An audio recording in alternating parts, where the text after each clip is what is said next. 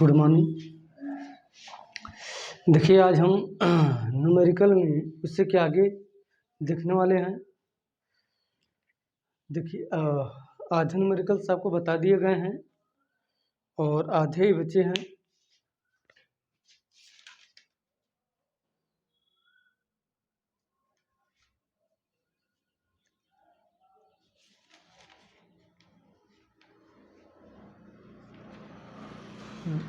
चलिए देखिए आगे क्वेश्चन है कि धातु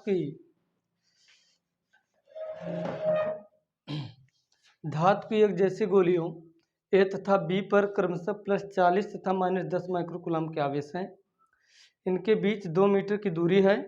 इनके बीच कितना व कैसा बल कार्य कर रहा है। इन्हें परस्पर स्पर्श कराकर फिर अलग करके एक दूसरे से 2 मीटर की दूरी पर रख दिया जाता है। अब पुनः उनके बीच बल का परिकलन करिए। एक गोली को पृथ्वी जोड़ देने पर बल कितना हो जाएगा। चलिए देखिए धातु की एक जैसी गोलियां हैं, ठीक है। धातु की एक जैसी गोलियां हैं।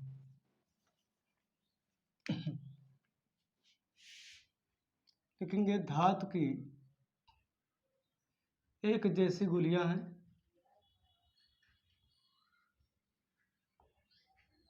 धातु की एक जैसी गोलियां हैं। उन पर ए तथा बी पर क्रमशः यानी कि उन पर 40 माइक्रोकूलम तथा -10 माइक्रोकूलम के आवेश है, ठीक है। -10 और 40 माइक्रोकूलम के आवेश हैं। ध्यान देना एक जैसी है यानी कि दोनों की साइज समान है। इनके बीच की दूरी 2 मीटर है, यानी कि हम कह सकते हैं ऐसे इनके बीच की दूरी r बराबर 2 मीटर है ना। अच्छा, इनके बीच कितना व कैसा बल कार्य कर रहा है, यानी कि बल की प्रकृति बताइए। बल की प्रकृति आपसे बल की प्रकृति पूछ रहा है इसके विषय में, ठीक है। शॉर्ट फॉर्म में लिखते हुए चलते हैं। इन्हें परस्पर स्पर्श कराकर फिर अलग करके एक दूसरे से 2 मीटर की दूरी पर रख दिया जाता है, ठीक है। यानी कि कहेंगे इन्हें स्पर्श कराकर, ठीक है, इन्हें स्पर्श कराकर के पुनः उतनी ही दूरी पर रख दिया जाता है। उतनी ही दूरी पर रख दिया जाता है। ध्यान देना इन्हें स्पर्श कराकर पुनः उतनी दूरी पर रख दिया जाता है। अब करा कि अब पुनः उनके बीच का बल प्रकलन कीजिए ना। अब पुनः उनके बीच का बल का परिकलन कीजिए। बल का परिकलन कीजिए, ठीक है। अब पुनः उनके बीच का बल का परिकलन कीजिए। आगे करा कि एक गोली को पृथ्वी जोड़ देने पर बल कितना हो जाएगा। आगे करा एक बल को पृथ्वी से जोड़ देने पर बल कितना हो जाएगा, ठीक है। बल कितना हो जाएगा, यह है प्रश्न, ठीक है। देख सकते हैं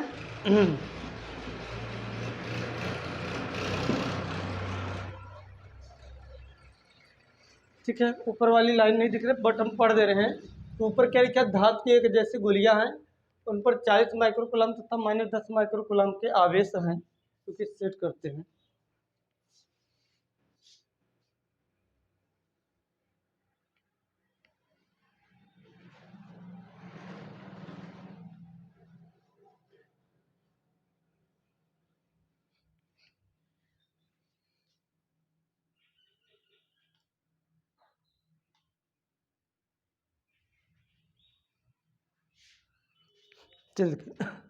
धातु की एक जैसी गोलियां हैं ना, उन पर 40 माइक्रोकूलम तथा -10 माइक्रोकूलम के आवेश हैं ना। उनके बीच की दूरी 2 मीटर है। बल की प्रकृति ज्ञात कीजिए इस स्थिति में ना। फिर करा इन्हें स्पर्श कराकर पुनः उतनी दूरी पर रख दिया जाता है। अब पुनः उनके बीच का बल का परिकलन ज्ञात कीजिए। फिर एक बल को एक आवेश को, ठीक है, एक आवेश को ना पृथ्वी से जोड़ देने पर, यही है एक गोली को, ठीक है, एक गोली को पृथ्वी जोड़ देने पर, एक गोली को ना पृथ्वी से जोड़ देने पर बल कितना हो जाएगा। चलिए देखिए,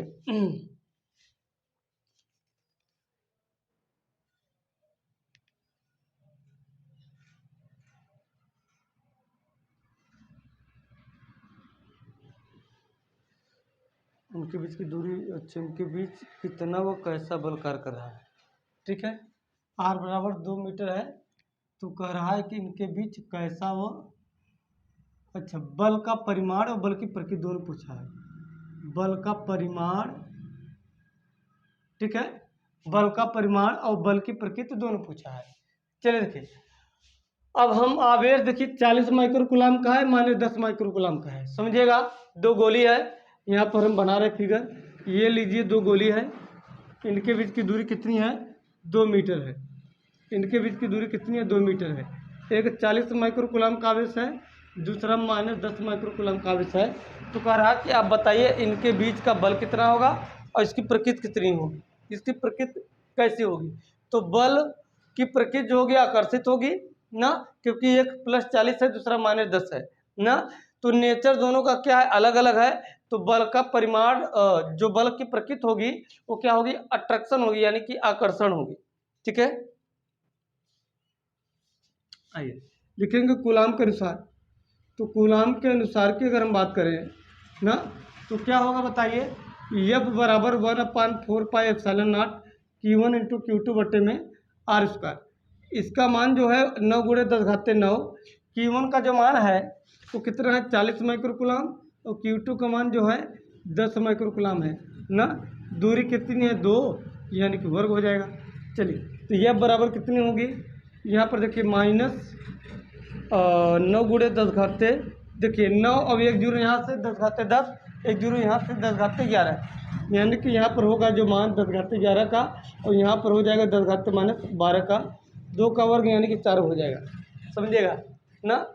अच्छा 2 का वर्ग यानी 4, यहाँ पर गुणे में क्या हो जाएगा, 4।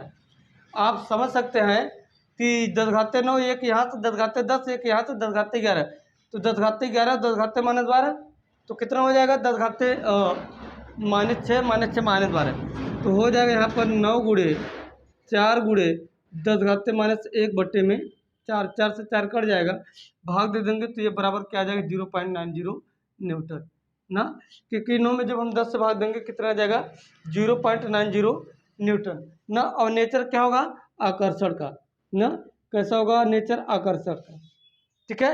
नेचर कैसा आया, आकर्षण का। बातें समझ में आई ना। यहाँ से देख सकते हैं कि इसमें जो क्वेश्चन कर रहा था डायरेक्टली सीधा सीधा पूछा था, लेकिन इसके बाद कर रहा है आगे इन्हें स्पर्श कराकर, यानी कि इन दोनों को आपस में स्पर्श कराना है ना, इन्हें स्पर्श कराकर पुनः उतनी दूरी पर रख दिया जाता है। अब पुनः उनके बीच का बल का परिकलन कीजिए ना, उतनी दूरी पर रख दिया जाता है बट एक दूसरे को स्पर्श कराकर ना। तो आगे की जो कहानी है ना, आगे की जो कहानी है वो ये कह रहा है कि इन दोनों को आप स्पर्श कराओ आपस में और पुनः उतनी दूरी पर रखो। अब बल कितना होगा ये पूछ रहा है, चलिए देखते हैं।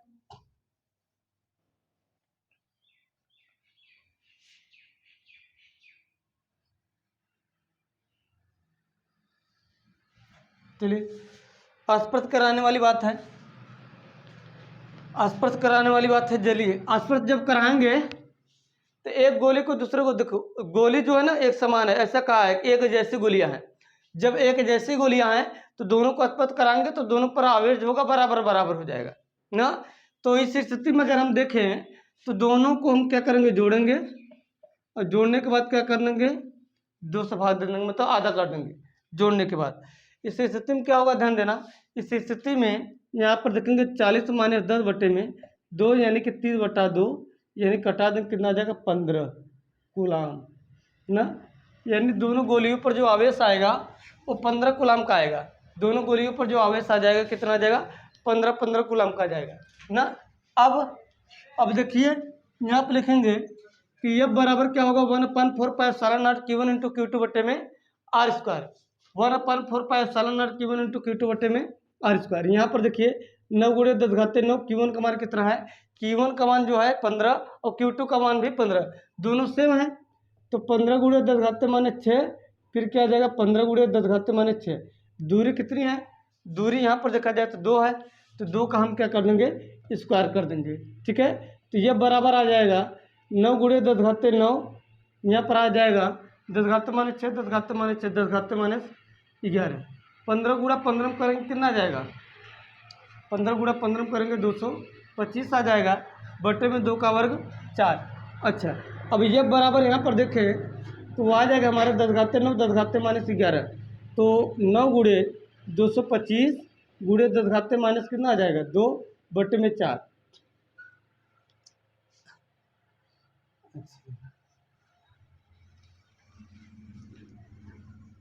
गुणा करिए, यह बराबर हो जाएगा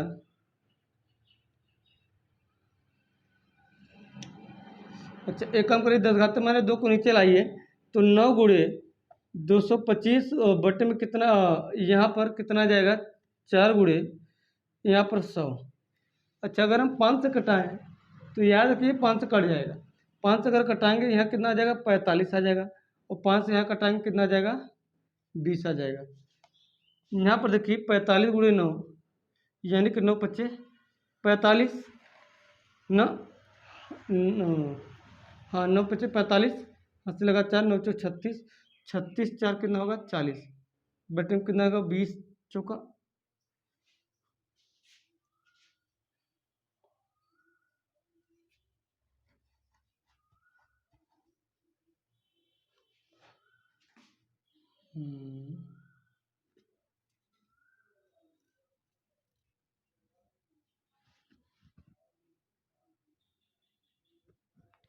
छूट रहा है,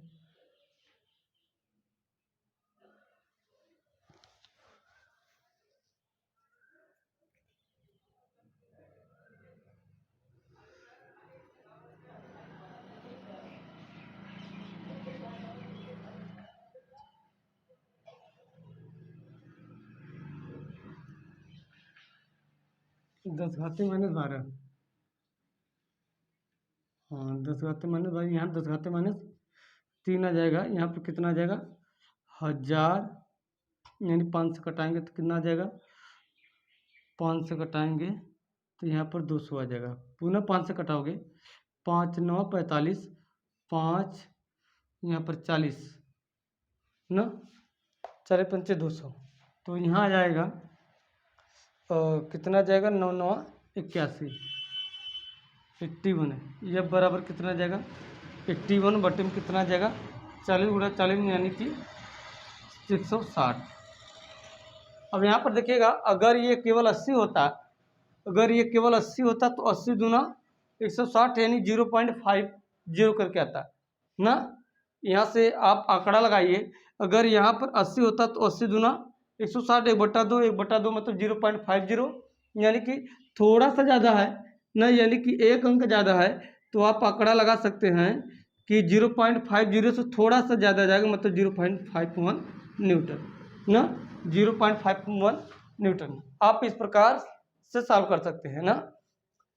80 होता तो 0.50 हो जाए, तो थोड़ा सा अधिक है ना, एक संख्या अधिक है, एक अंक अधिक है, तो 0.51 न्यूटन हो जाएगा। चलिए अब आगे देखिए, इसी प्रश्न का रहा कि एक गोली को पृथ्वी जोड़ देते हैं, मतलब चाहे इसको दोनों में से किसी एक को पृथ्वी जोड़ देते हैं, तब बल का मान कितना हो जाएगा ना। दोनों में से किसी एक को पृथ्वी से जोड़ देते हैं तब बल का मान कितना हो जाएगा।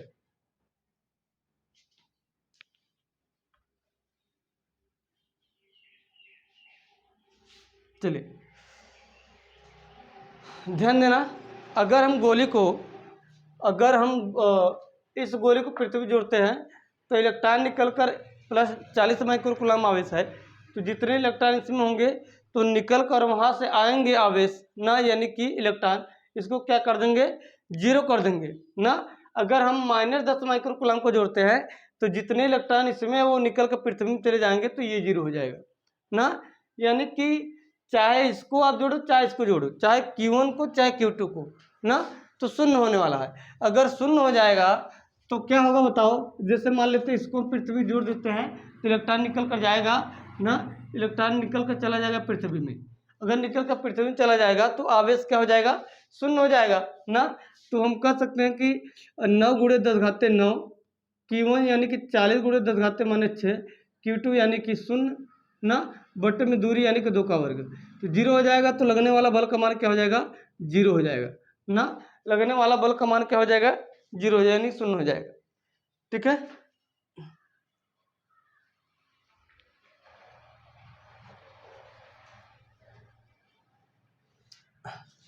ठीक है। तो अब यहाँ से देखिए एक टाइप के क्वेश्चन आपके मतलब समाप्त हो गए हैं। कूलाम के नियम के तहत जितने मतलब कि जितने टाइप के डायरेक्टली कूलाम के नियम के तहत क्वेश्चन थे उसको हमने देख लिया। अब हम ध्यान देना, अब हम थोड़े से आगे चलते हैं ना अगले टाइप की ओर, तो उस टाइप के क्वेश्चन को देखते हैं।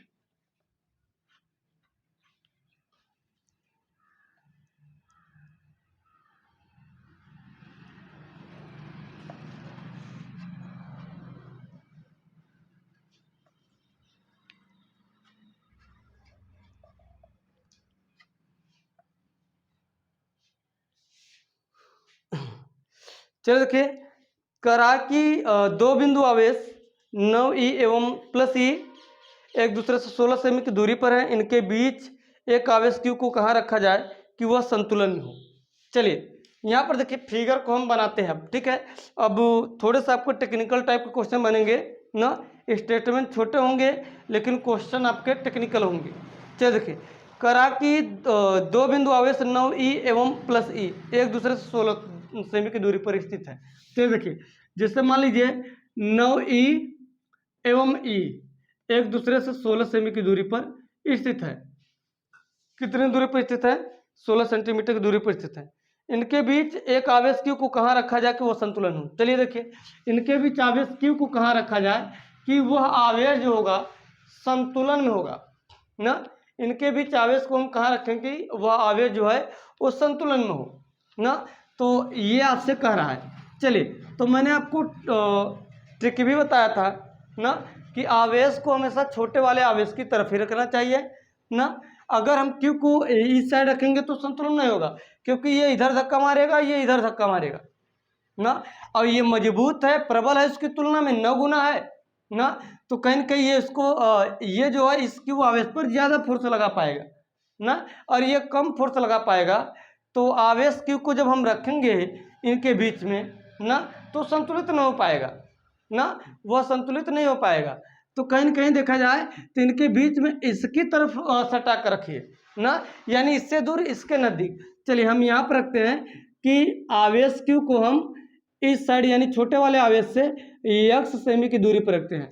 छोटे वाले आवेश से x सेमी की दूरी पर रखते हैं, तो बड़े वाले आवेश से 16 - 1 सेमी की दूरी पर होगा ना। छोटे वाले आवेश से 16 - 1 सेमी की दूरी पर होगा।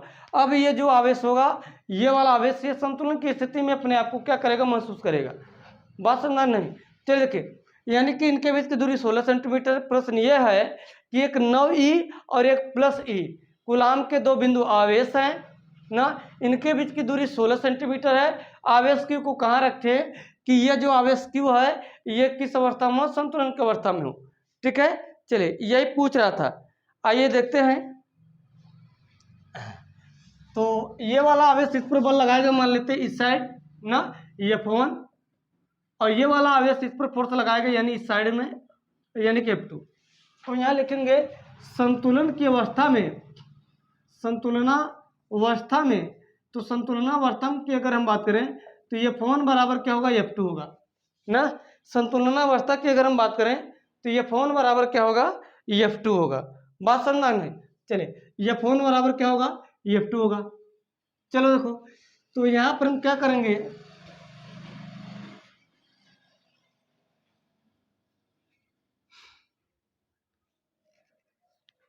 चलिए तो 1/4πε0 Q1 यानी कि अब इसको मान लेते हैं Q1 ना, तो 9e इंटू Q ना, बटे में दूरी कितनी है, 16 - x का होल स्क्वायर। चलिए अगर क्या है 1/4πε0 Q1 यानी कि ये वाला ना, Q2 यानी कि ये वाला, तो हो जाएगा ई इंटू क्यू बट्टे में आर यानी कि एक्स का होल स्क्वायर। देखिए इससे हमारा ये कट जाएगा ना, ई और क्यू से ई और क्यू कट जाएंगे ना, तो आ जाएगा 9/16 माइनस एक्स का होल स्क्वायर बराबर में आ जाएगा 1/x का होल स्क्वायर। इसको लिख सकते हैं 3/16 माइनस एक्स का होल स्क्वायर, इसको लिख सकते हैं 1/x का होल स्क्वायर। इससे कट जाएगा 3/16 माइनस एक्स बराबर 1/x। इसको यहाँ मल्टीप्लाई करो तो 3x बराबर आ जाएगा 16 माइनस एक्स 75 करो, 3x प्लस एक्स बराबर आ जाएगा 16, 4x बराबर आ जाएगा 16, कट जाएगा x बराबर क्या आ जाएगा 4। यानी कि छोटे वाले आवेश से 4 सेंटीमीटर दूरी पर और बड़े वाले आवेश से 12 सेंटीमीटर की दूरी पर ये रखा जाएगा, तो ये संतुलन की अवस्था में होगा। ठीक है, बड़े वाले आवेश से 12 सेंटीमीटर दूरी पर या छोटे वाले आवेश से 4 सेंटीमीटर दूरी पर होगा, तो ये संतुलन की अवस्था में होगा।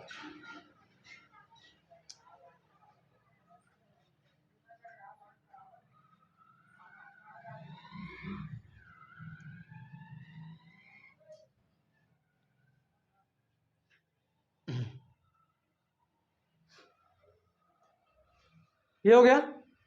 ठीक है, तो अब सूत्र से अगर देखेंगे तो सूत्र से भी देख सकते हैं जो हमने आपको पढ़ाया है ना, क्योंकि आपके लेवल पर सूत्र का वो डेरिवेशन नहीं है, नहीं सूत्र का वो नहीं वो सूत्र ही है, लेकिन फिर भी हम आपको बता दे रहे हैं। आपको बताया गया था वहाँ पर भी मैं क्वेश्चन कराया था, एक नहीं कई क्वेश्चन कराए वहाँ पर, जहाँ पर मैं उदासीन बिंदु की बात किया हूँ, जहाँ पर न्यूट्रल पॉइंट मैंने पढ़ाया है, वहाँ पर अगर आप जाकर देखेंगे तो मैंने डेरिवेशन भी विधिवत कराया है ना, डेरिवेशन भी अच्छे से कराया है, पूरी तरह से हमने समझाया है।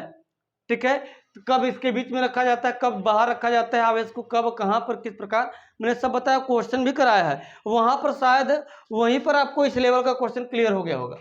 ठीक है, फिर भी आइए हम एक बार बता देते हैं पुनः।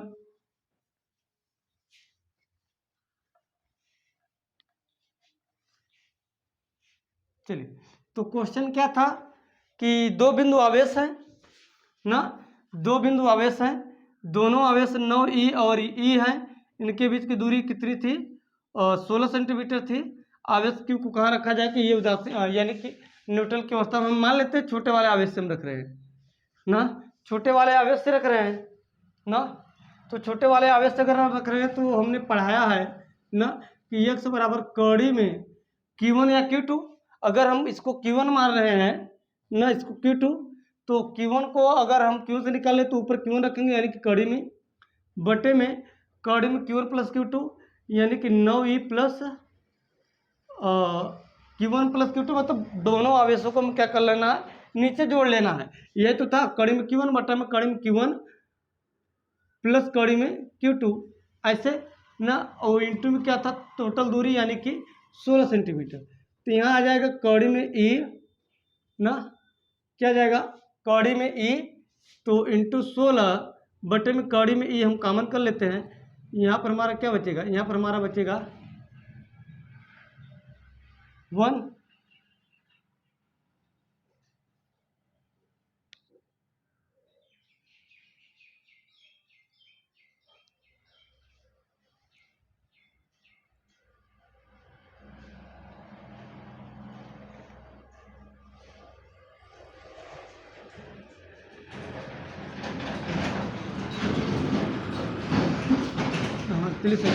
यहाँ हो जाएगा 1 और कड़ी में ई को हम कॉमन करेंगे तो यहाँ पर देखिएगा कड़ी में ई कॉमन हो जाएगा, तो कड़ी में और 9 का वर्गमूल क्या आ जाएगा 3 आ जाएगा ना, कड़ी में से कड़ी में कट जाएगा, बराबर क्या आ जाएगा 16 बटे में 3 1 4, 4 चक 16, तो ये बराबर कितना आ जाएगा 4 सेंटीमीटर ना, ये बराबर कितना आ जाएगा 4 सेंटीमीटर आ जाएगा ना।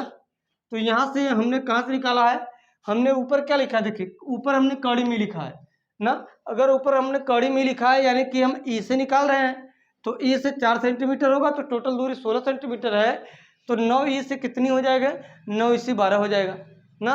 तो याद रखना आप निकाल किससे रहे हैं, आप अगर छोटे वाले आवेश से निकाल रहे हैं तो ऊपर छोटा वाला आवेश रखेंगे, अगर बड़े वाले आवेश से निकाल रहे हैं तो ऊपर बड़ा वाला आवेश रखेंगे ना, इस बात को आपको ध्यान रखना है। तो आप देख सकते हैं कि बहुत छोटे मतलब के स्तर पर ये आपका सॉल्व हुआ ना, बट आपको एग्जाम में इसका यूज नहीं करना है। अगर बहुविकल्पी क्वेश्चन देता है तो आप जनरली आप जल्दी से इसको सॉल्व कर लेंगे तो टिक लगा सकते हैं, बट सॉल्व करने के लिए देगा तो आप इस चीज़ का नहीं यूज करेंगे।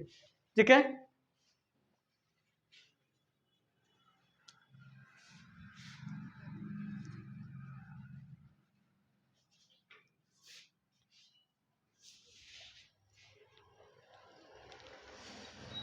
चलिए देखिए आगे दिया है। देखिए जो 23 है वैसे ही है, करा के दो बिंदु आवे जिनके मान 1 माइक्रोकुलाम और माने 0.25 माइक्रोकुलाम है, वाई में एक दूसरे से 0.40 मीटर की दूरी पर रखे हैं। बताइए कि इन दोनों आवेशों को मिलाने वाली रेखा के किस बिंदु पर एक तीसरा आवेश रखा जाए कि उस पर कोई बल न हो ना, यानी कि मिलाने वाली रेखा, यानी कि बिल्कुल ऐसे ही क्वेश्चन है। और उदासीन बिंदु मैंने जहाँ पढ़ाया है उस लेक्चर को जाकर देखिए, मैंने शायद यही क्वेश्चन या इस टाइप क्वेश्चन मैंने कराया है। ठीक है, तो वहाँ पर क्योंकि जब एक प्लस और एक माइनस रहेगा ना, जैसे एक प्लस क्यू आवेश है और एक माइनस क्यू आवेश है ना, या Q1 एक है और ये Q2। अब बताइए इसके बीच में हम तीसरा आवेश को कहाँ रखें, यानी कि इन दोनों आवेशों को मिलाने वाली रेखा पर कहाँ पर हम तीसरा आवेश को रखें कि उस पर कोई बल न हो। तो याद रखना, अगर Q1 ग्रेटर अगर Q2 है, अगर Q1 ग्रेटर Q2 है तो आवेश को हम Q2 की साइड यानी कि बाहर में रखेंगे उस साइड, क्योंकि बीच में नहीं रखेंगे, क्योंकि बीच में संतुलन हो ही नहीं पाएगा। मैंने बताया कि अगर बीच में रखोगे तो ये वाला इसको धक्का मारेगा तो ये वाला अपनी तरफ खींचेगा तो संतुलन नहीं मिलेगा ना, यानी कि और हमें रखना है छोटे वाले आवेश की ओर ना, नजदीक, यानी छोटे वाला आवेश के नजदीक रखना है, क्योंकि छोटा वाला आवेश कम बल लगा पाएगा ना, यानी कि इस साइड हम रखेंगे, बात समझना, रखेंगे इस साइड। और कितनी दूरी पर रखेंगे आपको मैंने अभी पढ़ाया, चाहे आप नियम के तहत लगाइए चाहे सूत्र के तहत लगाइए ना, तो दोनों चीज़ें मैंने बताया, आप उसको ध्यान दे सकते हैं। ठीक है, तो आप लगा लीजिएगा, इसमें का क्वेश्चन 23 है। देखिए एक ही टाइप के क्वेश्चन को हम कई बार नहीं बताएंगे, अगर उस टाइप क्वेश्चन आएगा उसको हम छोड़ते हुए चलेंगे। ठीक है, आप उसको घर पर लगाइए। आगे देखिए कि 24 है, 5 गुणे 10 घाते माने 4 कूलम आवेश पर ना, चलिए देखिए क्यू का मान दिया है कितना, 5 गुणे 10 घाते माने 4 कूलम आवेश। क्वेश्चन समझिएगा, कह रहा कि 5 गुणे 10 घाते माने 4 कूलम आवेश पर 2.25 न्यूटन बल कार्य करता है। कितना बल कार्य करता है, देखिए 2.25 न्यूटन, यानी कि इस आवेश पर इतना 2.25 न्यूटन का बल कार्य करता है। कह रहा उस बिंदु पर वैद्युत क्षेत्र की तीव्रता ज्ञात कीजिए, E equal to question mark.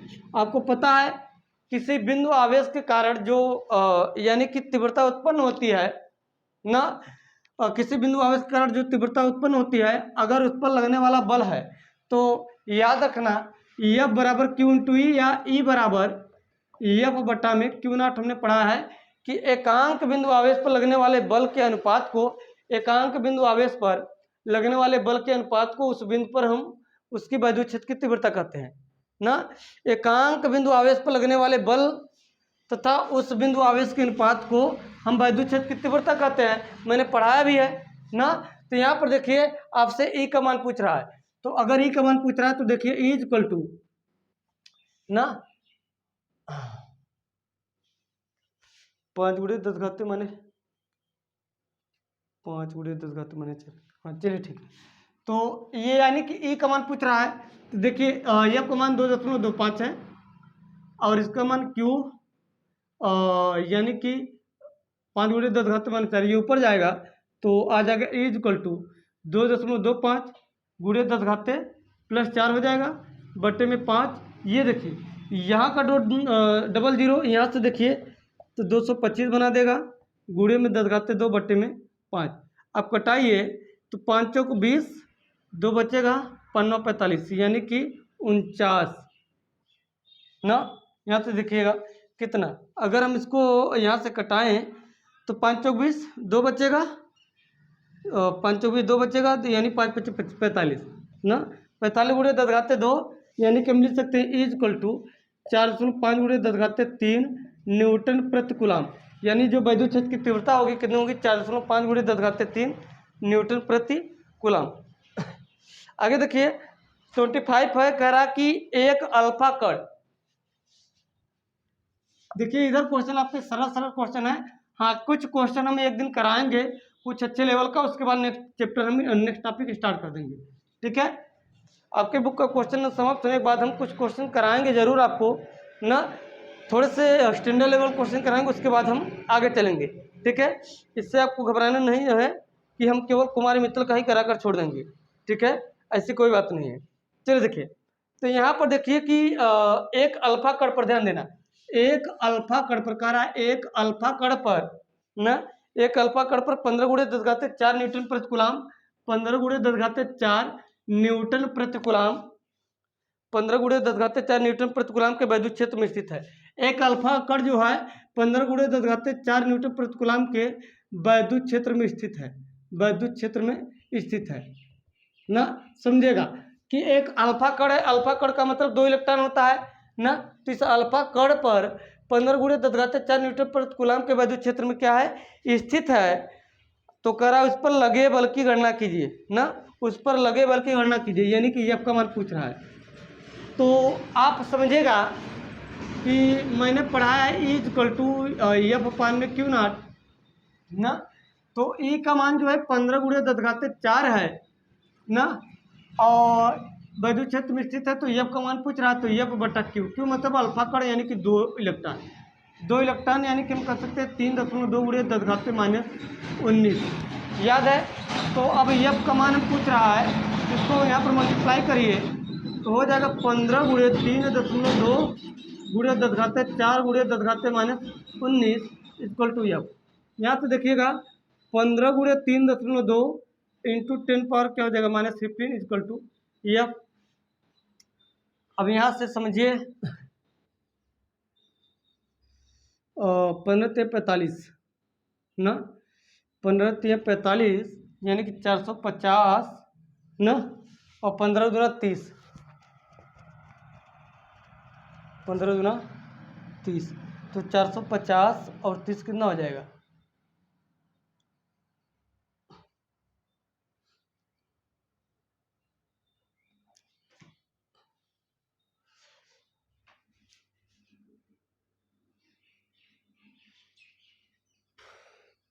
अच्छा दशमलव यहाँ पर करिए, दशमलव इसको लगाइए यहाँ पर 15 गुणे 32 गुणे 10⁻⁻16 बराबर एफ ना। अब देखिए ये हो जाएगा हमारा 480 ना, 480 गुणे 10⁻⁻16 बराबर एफ, यानी कि 4.8 गुणे 10⁻⁻14 न्यूटन ना, इतना हो जाएगा, इतना न्यूटन हो जाएगा। हमने दशमलव को यहाँ दे दिया, 10⁻15 से 10⁻16 हो गया ना, तो 15 गुणा 32 करेंगे 480 आ जाएगा ना, 15 × 45 450, 15 दूना 30 यानी 450 30 480 गुणे 10⁻16 = एफ, यानी 4.8 गुणे 10⁻14 न्यूटन, इतना बल लगेगा।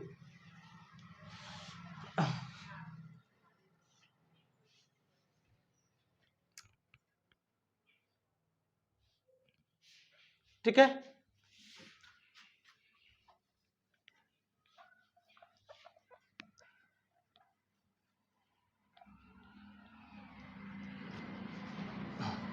चलिए आगे क्वेश्चन है कि उस वैद्युत क्षेत्र का मान क्या होगा जिसमें एक इलेक्ट्रॉन पर उसके भार के बराबर वैद्युत बल कार्य करता है। चलिए क्वेश्चन लिख देते हैं, करा उस वैद्युत क्षेत्र का मान क्या होगा, उस वैद्युत क्षेत्र का मान क्या होगा, उस वैद्युत क्षेत्र का मान क्या होगा ना, उस वैद्युत क्षेत्र का मान क्या होगा जिसमें एक इलेक्ट्रॉन पर उसके भार के बराबर, जिसमें एक इलेक्ट्रॉन पर, जिसमें एक इलेक्ट्रॉन पर उसके भार के बराबर, उसके भार के बराबर बराबर वैद्युत बल कार्य करता है, वैद्युत बल कार्य करता है। समझेगा ना, क्या कह रहा है यहाँ पर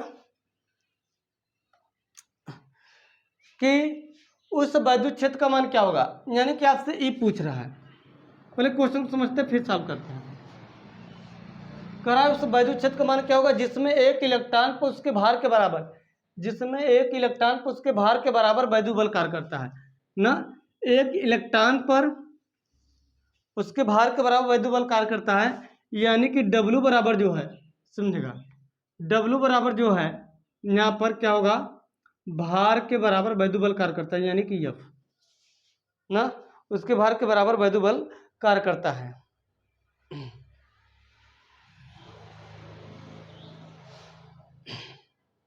एक इलेक्ट्रॉन की बात कर रहा है, तो एक इलेक्ट्रॉन की अगर बात करेगा तो क्यू का मान ई के बराबर हो जाता है। मैंने बताया है अगर एक इलेक्ट्रॉन की बात करेगा तो क्यू का मान ई के बराबर होगा। तो ध्यान देना कि अगर उसके भार के बराबर अगर वैद्युबल कार्य करता है तो हम एफ बराबर कहते हैं क्यू इंटू ई ना। तो एफ जो है इसके भार के बराबर है, यानी एफ बराबर हम एम इंटू जी लिख सकते हैं। क्यू यानी कि एक इलेक्ट्रॉन ई ना, क्यू के बराबर ही, तो यही आपसे पूछ रहा है। तो एक इलेक्ट्रॉन का जो द्रव्यमान होता है 9.1 गुणे 10⁻³ होता है और जी का मान 9.8 होता है, ये आपने देखा है। और ई यानी कि 1.6 गुणे 10⁻19 यहाँ हो जाएगा ई यानी कि कैपिटल ई। समझिएगा यहाँ पर अगर हम देखें तो 10⁻19 को 75 करते 10⁻+19 से साइड आ जाएगा, तो 9.1 गुणे 9.8 ना गुणे 10⁻12, इसको 75 किया 10⁻+19 हो जाएगा 10⁻31 से, यानी 10⁻12 9.1 9.8 1.6 को हम डिवाइड कर देते हैं, यहाँ पर इक्वल टू क्या आ जाएगा ई आ जाएगा।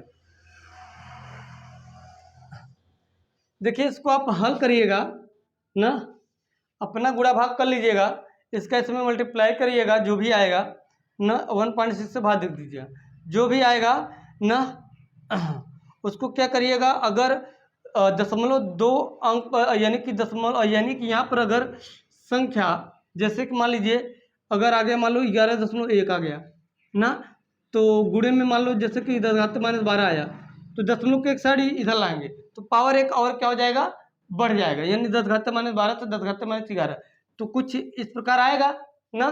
तो क्या करेंगे पहले इसका इसमें मल्टीप्लाई करेंगे फिर भाग दे लेंगे, जो भी आएगा आपका आंसर होगा। और यहाँ पर जो मान आएगा ना वो आपका आ जाएगा 5.51 गुणे 10⁻11 विद्युत क्षेत्र है तो न्यूटन प्रति कूलम। हल करिएगा इसको गुणा भाग, ठीक है। तो ये है आपका, हमने तरीका बता दिया, सिर्फ आपको गुणा भाग करना है।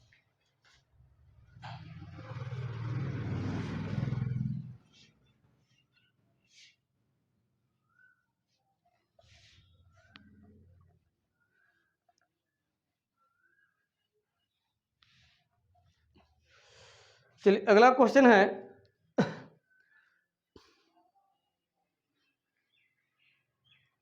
करा हीलियम के नाभिक के कारण उसके एक एंगस्ट्राम की दूरी पर विद्युत क्षेत्र की तीव्रता ज्ञात कीजिए। करा हीलियम के नाभिक के कारण ना, करा हीलियम नाभिक के कारण, हीलियम नाभिक के कारण ना, हीलियम नाभिक के कारण उससे एक एंगस्ट्राम की दूरी पर विद्युत क्षेत्र की तीव्रता ज्ञात कीजिए। उससे एक एंगस्ट्राम की दूरी पर विद्युत क्षेत्र की तीव्रता ज्ञात कीजिए। विद्युत क्षेत्र की तीव्रता की गणना कीजिए, तीव्रता की गणना कीजिए। क्वेश्चन समझिएगा, पहले क्वेश्चन कर रहा है कि हीलियम नाभिक के कारण उससे एक, यानी कि हीलियम नाभिक जो है उससे एक एंगस्ट्राम की दूरी पर विद्युत क्षेत्र की तीव्रता की गणना करना है ना। तो हीलियम के नाभिक के कारण विद्युत क्षेत्र की तीव्रता की गणना करना है, तो पहले हमें यह देखना होगा कि हीलियम का जो नाभिक है ना उस पर आवेश कितना होता है। तो हीलियम के नाभिक पर जो आवेश होता है वो 2 इलेक्ट्रॉन के बराबर होता है, यानी कि अल्फा कण होता है। तो यहाँ पर हम कह सकते हैं कि हीलियम नाभिक में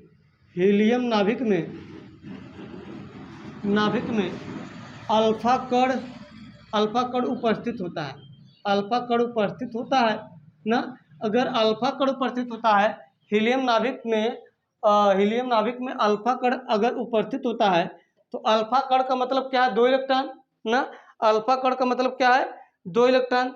तो उसके कारण हमें एक एंगस्ट्राम की दूरी पर, यानी आर का मान जो है वो कितना है 10⁻10, आर का अगर मान होगा कितना होगा 10⁻10 होगा।